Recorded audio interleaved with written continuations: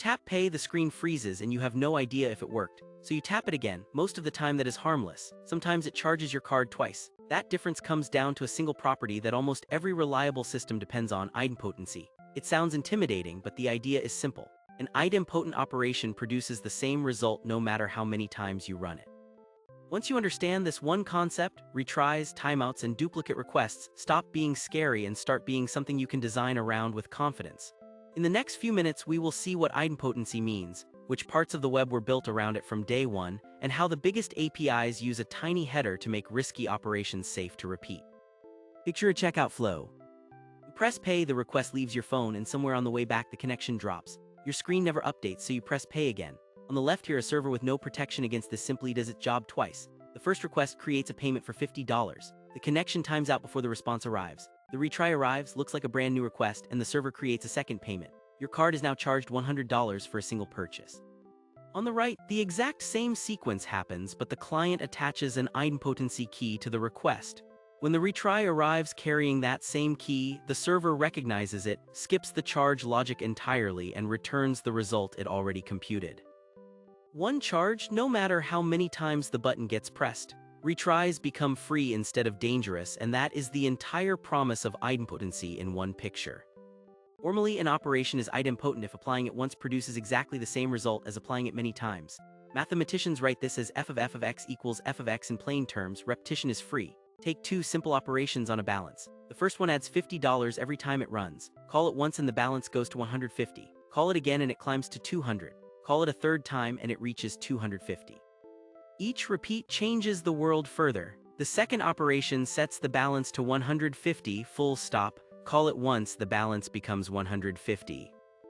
Call it again, and it stays exactly 150. Nothing new happens on the second or 100th call. That stability is the entire point. If an operation behaves like the second one, retry it as many times as you like without worry. HTTP was designed with this in mind from the start. The HTTP specification labels get, put, and delete as idempotent. A GET request just reads data, so running it 1,000 times changes nothing. A PUT request replaces a resource with the exact representation you send, so sending the same put twice leaves the resource in the same state both times. A delete removes a resource, and deleting something that is already gone is simply a no operation. Post is the odd one out. Post typically creates a new resource, so sending the same post twice usually creates two of them. Patch sits in a gray area since the specification allows either behavior depending on how the server chooses to implement it. There is also a related idea called safety, an operation with no side effects at all. GET is both safe and idempotent.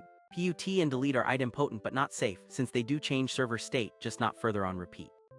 Here is why retries are genuinely tricky. Your client sends a request and the connection drops before any response comes back. From where you are sitting, that is just a timeout. But underneath, at least three completely different things could have happened. Maybe the request never reached the server at all, in which case nothing happened yet and retrying is perfectly safe. Maybe the server received the request, processed it fully, and the response was lost on the way back. In that case, the action already happened once, and retrying it blindly will duplicate it.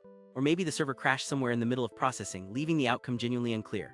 The frustrating part is that all three of these look absolutely identical from the client side. A timeout is a timeout. Without some extra mechanism, you cannot tell which of these situations you are actually in, which means you have to design for the worst case every single time. The fix is simple. Before sending a risky request like a payment, the client generates a unique idempotency key, often a random identifier, and attaches it as a header.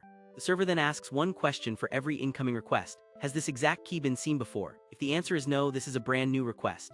The server runs the charge logic normally, stores the key together with the result, and returns that result with a fresh success status. If the answer is yes, the server already has a stored result sitting in its database. It skips the charge logic, does not touch the payment system again, and returns the exact same response as before. The client cannot tell the difference between the original response and a replayed one, which is exactly the point. The request can be sent once or 100 times over a flaky connection, and the outcome stays identical. On the server, this comes down to one extra table beside your normal database. Each row is keyed by the idempotency key and stores a status, the generated response, and an expiry time. When a request arrives, the server first hashes the request body together with the key. If that same key shows up again with a different body, something is wrong, and the server rejects it with a conflict error instead of guessing which version is correct. Before doing any real work, the server marks the row as in progress. This matters because two copies of the same retry can arrive almost simultaneously, and the lock tells the second one that the first is already running. Once the original work finishes, the server stores the full response and flips the status to completed. From that point on, any retry with the same key is answered straight from this table, and the underlying business logic never runs twice. You do not have to invent any of this yourself, because the biggest platforms already solved it the same way. Stripe asks every client to send an idempotency key header on most post requests, and caches the result for about 24 hours. Amazon Web Services has the same idea under different names, like client token for EC2 launches or a deduplication identifier for SQS messages, with windows that vary by service. PayPal uses a header called PayPal Request ID across its newer payments APIs, holding onto results for a few days.